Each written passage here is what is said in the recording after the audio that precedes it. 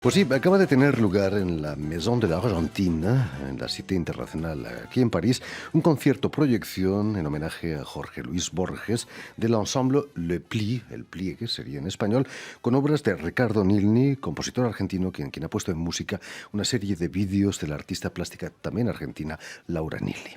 Y para hablarnos de este homenaje a Borges y de su trayectoria artística muy paralela y transversal, con perdón, Laura y Ricardo Nilni han sido tan amables de venir hasta nuestros estudios. Buenas tardes a ambos. Hola, buenas tardes. Y sobre todo, muchísimas gracias por haber aceptado nuestra invitación. Permitidme que explique antes que nada que Laura has nacido en Buenos Aires en 1961, donde vas a licenciarte en Bellas Artes. En una época, me contabas, en la que el arte contemporáneo no estaba precisamente en esa academia, en esa facultad. No, era completamente inexistente el arte contemporáneo y casi el arte moderno también. ¿Qué era lo más moderno que veíais? Yo creo que el programa debía llegar hasta los impresionistas y tuvimos un profesor que nos había hecho yo creo que en 2 clases todo el arte desde hasta los años 50, digamos, y por ahí un poquitito más. ¿Qué sabías tú del arte contemporáneo? Poco y nada, salvo una experiencia que habíamos compartido, porque nosotros nos conocemos desde esa época, que habíamos ido a ver al Museo de Arte Moderno una serie de películas que venían del MoMA, ¿te acordás? Y donde habíamos conocido artistas contemporáneos en video, no en verdad. Creo que eso era todo lo que conocía. De vez en cuando había exposiciones que llegaban, pero era difícil. Digamos que Ricardo también es natural de Buenos Aires, nacido en 1960, donde vas a licenciarte en composición y vas a obtener el título de profesor de composición. Pero, Ricardo, ¿se puede enseñar la composición? Se puede enseñar todo lo que está alrededor de la composición. Es que enseñar a componer se puede, es bastante incierto, porque el motor no se puede enseñar y la idea tampoco. Se puede enseñar técnicas que ayudan a que la persona pueda tener esa respiración particular. Pero quiero hacer una remarca que ella viene de decir con respecto a lo que había en la Escuela de Bellas Artes. Es paralelo a lo que en mi formación de la Universidad Católica Argentina también. Llegaba hasta Bartók, Bela Bartók, Stravinsky, pero no más allá. Y también hubo la necesidad de tener que salir, de viajar, fue también debido a esa esclerosis, ¿no? Hay que decir, perdón, que nosotros nos formamos durante la dictadura militar y nos fuimos muy poquito después de que votamos por primera vez. Sí. Contanos cómo fue el encuentro entre Laura y Ricardo. La verdadera historia, La verdadera historia. Para el mundo. Nosotros nos conocimos cuando estábamos en primer año de nuestros estudios. Es decir, yo estaba en primer año de Bellas Artes y Ricardo en primer año de la Facultad de Composición, por un amigo común que nos quería presentar desde hacía muchísimos años, de que éramos muy adolescentes y que yo nunca lo había querido conocer a él, porque tenemos la misma edad y que yo quería salir con chicos más grandes. Entonces nos conocimos casi de casualidad, en realidad, en un recital de Milton Nascimento. Imagino que había una estética común, ¿no?, entre vosotros. Unos intereses estéticos al menos comunes. Sí, y sobre todo lo más interesante es que a lo largo de los años se fue fortaleciendo, pero no es casual que nuestras primeras obras conjuntas fueron hechas, comenzados 10 años después de estar juntos. O sea que no fue una imposición, fue una necesidad natural. 14 años después. 14 años después. Sí. Y quería hacer justamente con respecto a eso, cuando vos nos presentaste y dijiste que eran las músicas de Ricardo y mis imágenes, es cierto y no es cierto. En realidad, el trabajo nuestro está imbricado desde el principio, desde la concepción. Es decir, efectivamente son mis imágenes y es su música, pero la concepción del video es un trabajo conjunto desde el principio. Después cada uno hace lo suyo y nos volvemos a juntar, pero... Sí, sobre todo lo que es más compartido es la concepción del tiempo. En nuestros videos es una cosa que es conjunta, no es de uno o del otro. Ricardo y Laura Nilni, a finales de los 80 os instaláis aquí en París. ¿De quién fue la culpa? ¿De Ricardo a causa del ERCAM o la tuya? Laura. Son culpas compartidas. Los dos teníamos ganas, los dos teníamos previsto que cuando termináramos los estudios, porque nosotros nos casamos en la mitad de los estudios, cuando termináramos los estudios íbamos a viajar. París estaba primero en la lista de los dos. Entonces creo que fuimos los dos. Por ahí yo apuré un poco para que nos fuéramos de una vez por todas, pero la idea era por mutua. supuesto. En aquellos años París para la música contemporánea era casi la meca, ¿no? Por supuesto. En ese momento era para mí muy importante de venir aquí. Una decisión que hoy temporizaría. Si debería, ¿no es cierto? Si a la situación actual es muy diferente de aquella época. Han cambiado mucho las cosas, Sí, Ricardo. sí. En Buenos Aires vas a realizar un homenaje a Pierre Boulez muy pronto, en septiembre. Fue el creador del ERCAM, fallecido hace unos meses. Su desaparición marca quizás el final de una época. Sin ninguna duda,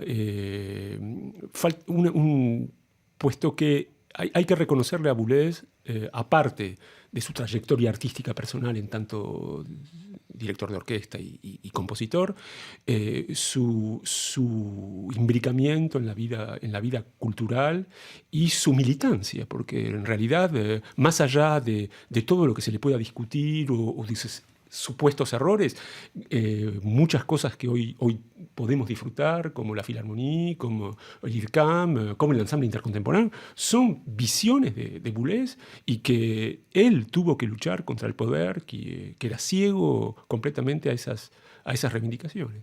Quizás su estética era difícilmente discutible. Bueno, ahí está el otro lado, que es una especie de ukaz estético, que realmente fue el lado negativo, si se quiere. Pero la realidad es que Boulez cambió. Y cambió mucho, para mí desde los años 80, pero sus seguidores no. Siempre está el retardo entre los que lo siguen, ¿no es cierto? Hay una inercia. Y entonces es como que el discurso de Boulez, que él mismo temperaba, sus seguidores por ahí lo temperaban menos. Entonces es como que uno tiene el sentimiento que él siguió prolongando ese sentimiento de dictadura, si se quiere, pero no era tal. Ese cambio de época estética, quizás, Laura, ¿lo sientes también en el arte plástico? Sí, lo siento retrospectivamente cuando pienso, por ejemplo, cuando yo empecé a trabajar con Lelia Mordó hace más de 20 años, las cosas que se mostraron en esa época no eran para nada las mismas que se muestran ahora. Ahora hay mucho más un trabajo donde las obras tienen más una realización industrial, por ejemplo, que en esa época existía, pero en mucho menor medida. Ese para mí es el cambio más importante, que no es un pequeño cambio. ¿Quizás una vuelta a la figuración en algunos artistas? Bastante, es cierto, no lo había pensado. En este momento la vuelta a la figuración, sí. No sé si son los artistas que vuelven a la figuración o que la figuración vuelve en este momento en general. Un poco se puso de moda de nuevo. Pero bueno, musicalmente, eso va y viene. Ricardo Agnelli, ¿se puede hablar también de una neofiguración musical? No pienso. Si hay una nueva figuración musical, hay también una nueva abstracción musical debido al trabajo ruidista de la nueva generación, a partir de los ejemplos de compositores como Lachenmann. Digamos que en este momento puede haber varios tipos de escuelas que son mismo hasta contradictorias entre ellas, ¿no? Yo puedo decir que el panorama es muy rico y amplio, no hay ninguna línea de poder, digamos. Pero al menos desde la muerte de Pierre Boulez, la tonalidad ya no es pecado. No. Y no lo era durante Boulez también. No hablo del Boulez de los años 60, por eso yo hago una salvación. A partir de los años 80 hay otro tipo de concepción, y mismo Boulez dirigió a Zappa. Prueba también de su abertura, ¿no? Volviendo al homenaje a Jorge Luis Borges que habéis realizado aquí en París, ¿cómo se os planteó ese concierto proyección? Era ideal para vosotros, ¿no? Sí, en realidad fuimos nosotros que tuvimos la idea y que no era necesariamente ligado a Borges, es decir, como tenemos nuestro hijo que es uno de los fundadores del Ensemble Le Pli. Teníamos ganas de hacer algo juntos. Fue casi espontáneo que les comenté. Nuestros videos acaban de ser editados, eso era un punto importante. Entonces les comenté a la gente de la Casa Argentina, tenemos esta idea, los chicos están preparando un programa de compositores argentinos. Nosotros tenemos bastantes videos sobre Borges porque hemos trabajado mucho sobre Borges. fue una reunión un poco casi espontánea y a los pocos días fueron ellos que nos propusieron, bueno, ya que el 14 de junio era el aniversario, era lo que hacen ideal para hacerlo y bueno, se encadenó todo muy rápido. Si literatura y música se conjugan muy bien, estoy pensando en la ópera, por ejemplo, ¿cómo se adaptan las artes plásticas con la literatura? Bueno, yo no sería la artista que soy, para bien o para mal, sin Borges, en mi caso personal. Es decir, Borges para mí es fundador, el encuentro con Borges es fundador. Entonces, me resulta muy difícil explicar por qué, pero mi primera lectura de Borges me abrió una manera de trabajar, un mundo, una comprensión de la imagen, a pesar de que no hay imagen, pero la imagen que transmite, o al menos que a mí me transmite, es tan fuerte que fue para mí la apertura a mi propio trabajo. Para mí hay antes y después de Borges, pero como fue hace mucho tiempo, es así como funcioné prácticamente desde el principio. Para el músico que eres, Ricardo. Sí, no, para agregar, hay otra dimensión que es más conceptual, que tiene que ver con el trabajo de Borges, que es la idea del laberinto, que es una idea que nosotros compartimos, yo desde el punto de vista musical y Laura desde el punto de vista visual, y que fue, yo creo, el punto de encuentro de decir que Borges podía ser un nexo de unión importante no solamente el laberinto, interrumpo, es la transparencia, que sí, es algo que nosotros reivindicamos también mucho los dos. El tema de la transparencia que para mí está muy presente en Borges en todo momento, no solamente el reflejo, porque está el espejo, pero la transparencia, que esa fue la lectura que yo había hecho de Borges. Es decir, siempre hay algo detrás de algo, siempre se puede ver a través y detrás de eso hay todavía otra cosa y después hay otra cosa más. Que de alguna manera es un laberinto en profundidad. Exacto, ¿no es cierto? sí. Porque Sí, está sí. el laberinto que se extiende en 2 dimensiones y esta es una tercera dimensión. ¿Lo vais a llevar a otros sitios, este homenaje a Jorge Luis Borges? Hay proyectos, pero que todavía no están confirmados, pero hay pero varios sí, proyectos, varios. sí. Lo que sí está confirmado que Ricardo Nini sacas un disco en septiembre con un gran violoncelista francés, Alexis Descharmes. Exactamente, terminamos el mastering recientemente, estamos ya en el proceso de realización del CD, sí. Claro, y en realidad se va a presentar de manera, porque en septiembre o octubre es la salida oficial, pero se va a presentarse en agosto en MEMAC, donde yo hago una residencia de composición y va a haber una creación, y en ese marco se va a presentar el disco, que Alexis Descharmes es alrededor del violonchelo, son piezas para violonchelo y 1 o 2 instrumentos, y también un concierto para violonchelo que había escrito. Entonces Alexis hace varios años que quería hacer este disco y se hizo realidad.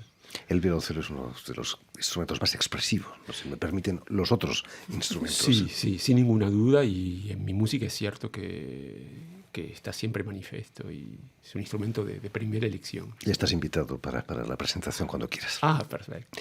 Laura, muchas exposiciones y algunas incluso en Australia, ¿no? Sí, hay una exposición prevista en Australia de un colectivo de dibujo internacional que integré hace muy poquito y que está preparándose entonces para 2017, para el principios de 2017. Eres, como decíamos, una de las artistas de la galerista Lelia Murdoch. ¿Qué ha significado Lelia Murdoch para ti? Lelia Murdoch es muy importante para mí porque por lo pronto me representa hace ya muchos años. Yo finalmente fui una de las primeras artistas de la galería, porque la galería existe desde hace 26 años, creo, y yo debe hacer 21 o 22 años, pienso que expongo con ella. Así que es importante saber que uno cuenta con una persona. Bueno, con los años también se volvió una amiga, forzosamente, pero es alguien que, bueno, que está siempre presente, que cada vez que yo tengo una obra nueva, ella está siempre dispuesta, es una persona muy fiel y muy leal como galerista. Es muy importante desde muchos aspectos. Es una verdadera resistente ahí en el barrio de Saint-Germain-des-Prés. Sí, en este momento sí se puede decir eso. No es tan fáciles las cosas, sí. En fin, pues muchísimas gracias, Laura Nilny, Ricardo Nilny, por haber estado aquí con nosotros. Y sobre todo, si quieren volver a escuchar íntegramente esta entrevista o incluso verla en vídeo, Laura, ¿quiere añadir quería algo? pasar una visita. Por supuesto. Que nosotros estamos los dos representados por otra galería como pareja de artistas, que es la Galería Victor's Fest, y que a partir de hoy nuestros videos van a estar difundidos todo el mes, digamos, en el marco de otra exposición del artista Massimo Silveri, nuestros videos van a estar difundidos durante toda la duración de la exposición y que es él que nos ha editado nuestros videos. ¿Está en Saint-Germain-des-Prés también la galería? No, está en Quai des Orfèvres. Quai des Orfèvres, la Rue del Sena. En fin, pues si quieren ver la emisión en vídeo, al menos podrán hacerlo en nuestra página web RFI en español o también en la página Facebook de la emisión, que también la tenemos, El Invitado de RFI. Y permitidme saludar también a Jonathan Brady, que está detrás de los cristales a cargo de la realización sonora y visual de la emisión. Gracias de nuevo y que sigan los éxitos. Gracias. Gracias. Hasta pronto.